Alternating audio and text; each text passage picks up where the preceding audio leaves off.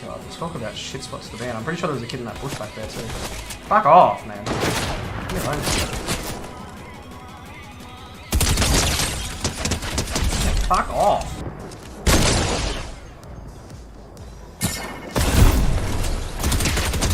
Oh, I would not want to be you. And ladies and gentlemen, that is why you use the Combat SMG.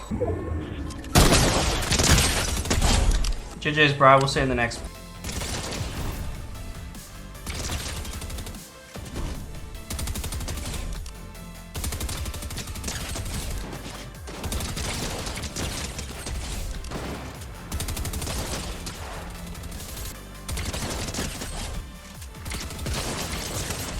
As you can see, I'm pretty goated on the sticks. Honestly, I recommend switching to controller because this is absolutely insane. If you're like me and you're playing zero build, man, dude, controller's the way to go. And if you have a next-gen console, you're gonna get way more aim assist. It's just the way that it works. So in today's video, I'm gonna be going over my controller settings. This is something that has been highly requested from everybody that watches me stream. If you don't already know, I stream every single day on YouTube, and I'm actually gonna be doing some hand cams soon because I'm not gonna lie, I'm getting some Zen accusations. So if you wanna see me use a hand cam live on stream, definitely subscribe to the channel. And if you want to support the channel in another way as well, feel free to use my supporter creator code Mitcho in the item shop. It seriously helps me out a ton. I'd greatly appreciate it. Anyways, let's jump on into the video. Okay, so these are my controller settings. Now look, I don't even know what they are, but as you guys have seen in these clips, I mean, I pretty much have borderline aimbot. So whatever I'm doing, it's working. Now, a few things I want to go over. I play on PS5. I play at 120 Hertz. So if we actually do come over to my settings, you'll see that I have the 120 FPS mode on. This basically gives you like increased aim assist. For whatever reason, PlayStation 5 and just next-gen consoles in general seem to have more aim assist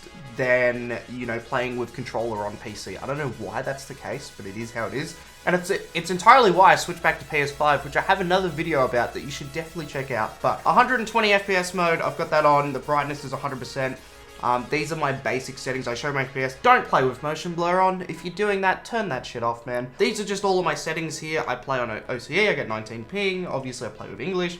Toggle sprint on, auto open doors, I have that off. Hold to jump. Here's all of my other settings here. These are just, you know, regular settings for me. I don't play the building mode, so this stuff doesn't matter to me. And when I do play the building mode, on the rare occasion, I actually play on keyboard and mouse, and I play that on PC just because I find building and all that stuff easier to do on KVM. So, rest of the settings here, none of this stuff is really that important. What we want to actually have a look at is all of my controller settings. So I don't have gyro aiming or anything on. Here is my mouse stuff, and this is my controller settings. This is what you want. So I have controller auto run on, build immediately on, edit time, slide hold time, you know, I've got that. I play with no vibration for my actual sensitivity. If we have a look at the stuff down here and we come down to advanced, you'll be able to see it. It's 40%, 40%, 0% boost, 0% boost there, 0% again, all of that stuff. And then my actual ADS is 16%, which I don't know if that's low or high, but that just seems to be what I'm rocking with, you know, and it works really well for me. I play on exponential. Aim assist, of course, you got that shit on 100%. You have to, man. But those are my settings. 10% dead zones as well.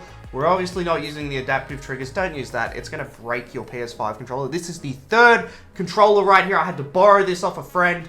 I do run control freaks on my controller as well, which are like little things that you can put on your analog stick to make them taller. Definitely recommend them. But yeah, don't use the adaptive triggers. They will seriously break your controller so fast. They're not worth using. Another thing that I should point out as well is I obviously play with visualized sound effects. You should definitely be playing with that. But one other thing that I really want to take note of, and this is really important, is my controller settings here. So let's actually get my face cam out of the way so you can see all of this stuff here.